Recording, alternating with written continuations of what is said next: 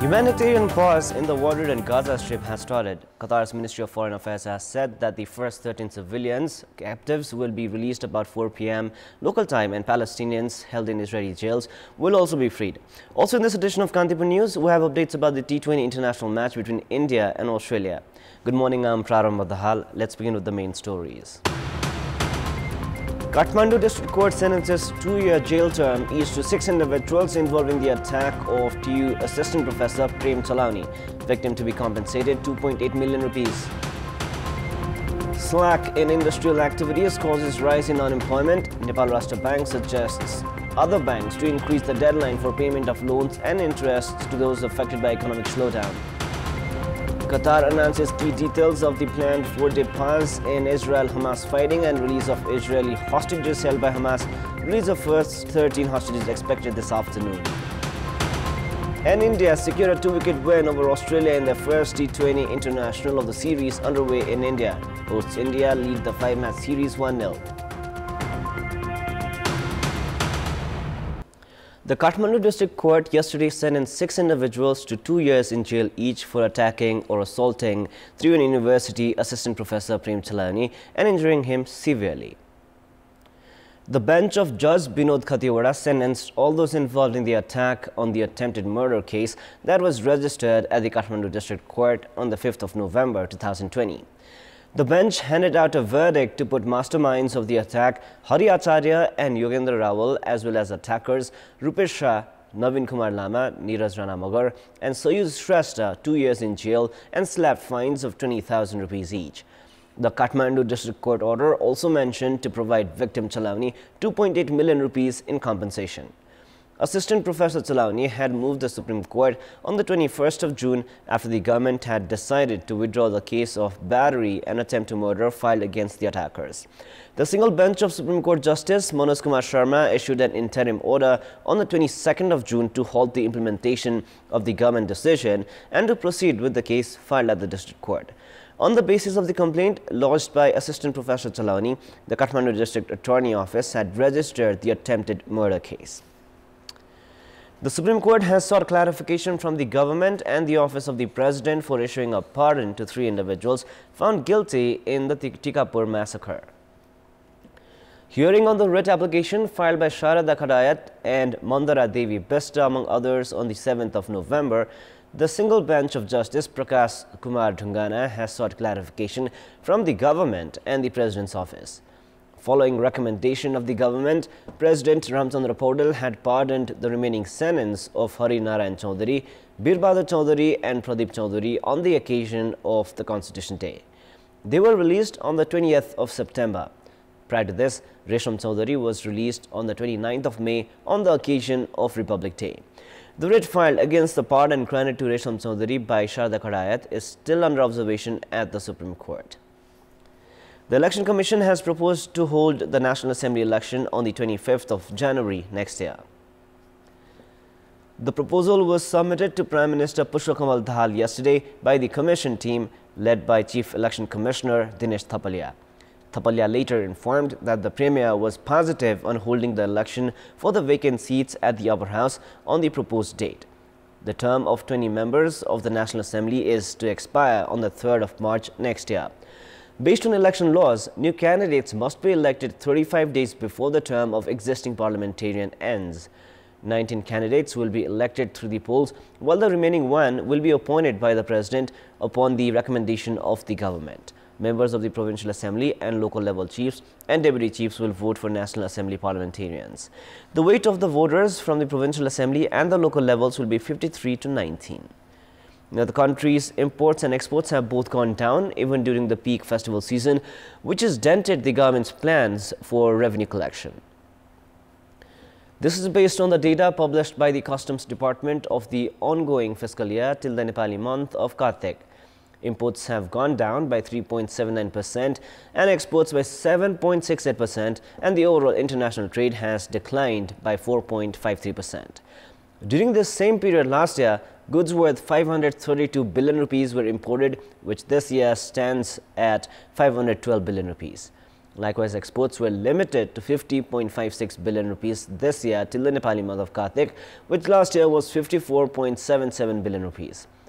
Goods worth 105 billion rupees were imported in Kartik as the government received the revenue of 57 billion rupees. The scale of transaction has been considered noteworthy as they are lower than when the government had imposed a ban on the import of several goods to save on foreign currency reserve.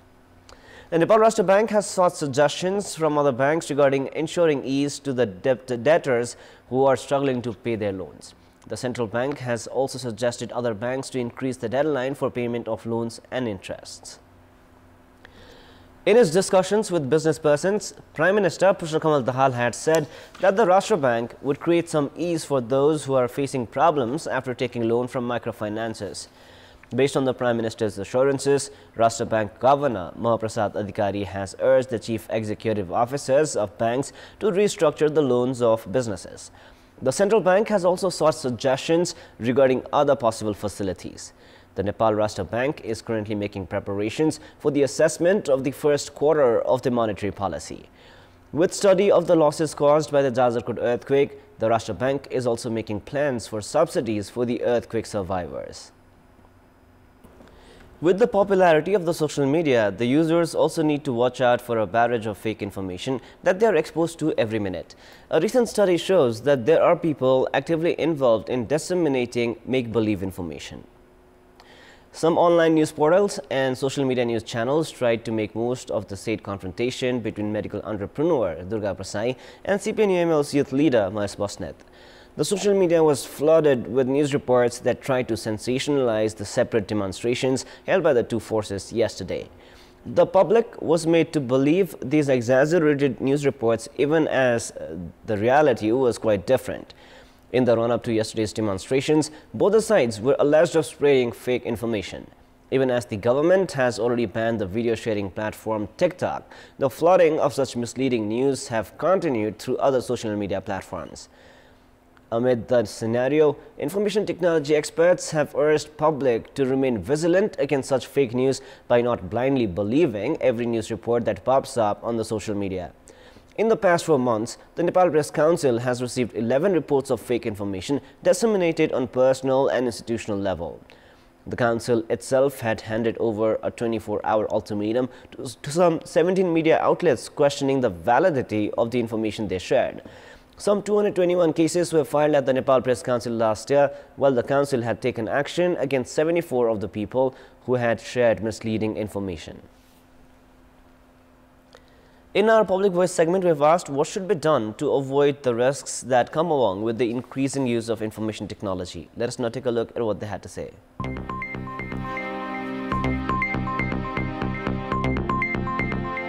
केही social साइटहरु मिडियाहरु जस्तै messenger WhatsApp इमोहरु चलाउँदाखेरिको अवस्थामा logout गरेर राख्ने प्रविधिको बारेमा पूर्ण ज्ञान भएपछि पूर्ण जानकारी भएपछि मात्रै त्यो प्रविधिको प्रयोग गर्दाखेरि पहिलो कुरा चाहिँ जोखिम न्यूनीकरण हुन्छ सरकारबाट पनि नियन्त्रण गर्नुपर्छ अनावश्यक कुराहरु शेयर पनि गर्नु हुँदैन त्यही शेयर गर्दा अनावश्यक साइटहरु खोल्दा पनि हामी सूचना प्रविधिको जोखिममा रहन्छौं राज्यले पनि यो कुराहरुलाई चाहिँ प्रविधि मैत्री भएर चाहिँ अलिकति न्यूनीकरणको तर्फ अगाडि बढ्नुपर्छ कि जस्तो लाग्छ व्यक्तिगत रूपमा सचेतना नै यसको जोखिमबाट जोगिन अपनाउनु पर्ने उपाय हो हामीलाई मेसेन्जरहरुमा पनि विभिन्न किसिमका लिंकहरु आएका हुन्छन् त्यो लिंकहरुलाई चाहिँ ओपन गर्नु भएन फेसबुक र व्हाट्सएपमा त्यो आउँछ प्राइस चाहिँ त्यो सबै फेक हो त्यो चाहिँ नपर्दिनु होला जानी घटना निम्त्याउनतिर चाहिँ लाग्नु भएन सोशल मिडिया राम्रोको लागि हो राम्रोको लागि चलाउनु पर्यो सूचना प्रविधिको सम्बन्धी हामीले मानिसहरुको सामने चाहिँ जनचेतना फैलाउन आवश्यक छ जस्तो लाग्छ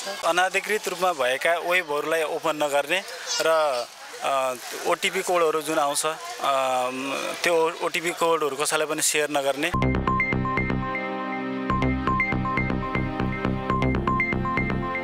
It is now time for our segment Public Pulse, where you text us with your opinion. Public Pulse. The question is, what could be the reason for the repeated disputes witnessed in the screening of Nepali cinemas? Your options are A. Lack of adequate shows, B. Not enough share in profit, and C. Domination of foreign cinema. The voting is on. Type NEWS, select your option A, B or C, and send it to 34001 to share your opinion with us. The operation of motorboats at Kapilvastu's Jagdishpur Lake has been halted. The Jagdishpur Management Multi-Purpose Forum informed that the Division Forest Office, Kapilvastu, halted the operation of motorboats at the lake, citing it has affected bird habitat, biodiversity and the environment in the area. The lake, which spreads at an area of 157 hectares, sees the arrival of 15,000 to 20,000 water birds annually during the winter season. The Jagdishpur Lake, enlisted in the World Wetlands region in is Nepal's second bird sanctuary. Birds arrive at the lake during winter from China, Russia, European countries and the Tibet region to escape cold winter. They lay their eggs and raise their chicks as well. The operation of motorboats at the Jagdishpur Lake was halted from the 14th of November earlier this month. Time now for the international news.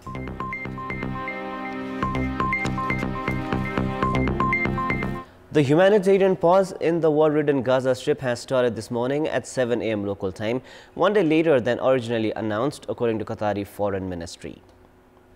According to a statement from the ministry that serves as the mediator, Israel and the Islamic resistance movement Hamas agreed on the 4-day temporary ceasefire in Gaza and hostage exchange on Wednesday. The military wing of Hamas, Al-Qassam, on Thursday confirmed in a statement that the 4-day ceasefire would take effect in the enclave on Friday morning, accompanied by the suspension of all military actions from the Al-Qassam and other Gaza-based military factions, as well as restriction of the Israeli army's operations. According to the statement, under the truce, Israeli aircraft would halt operations in southern Gaza and cease flying in northern Gaza for 6 hours daily from 10 a.m. to 4 p.m. It said the truce includes a swap of Israeli hostages held in Gaza for female and teenage Palestinians jailed in Israel, with each Israeli captive to be exchanged for 3 Palestinian prisoners. Over the expected 4-day ceasefire, 50 Israeli prisoners would be released, according to the statement. According to a statement released by the Israeli Prime Minister Benjamin Netanyahu's office on Thursday afternoon, Israel has already received a preliminary list of names of those who will be released by Hamas and is checking the details of the list and getting in touch with their families.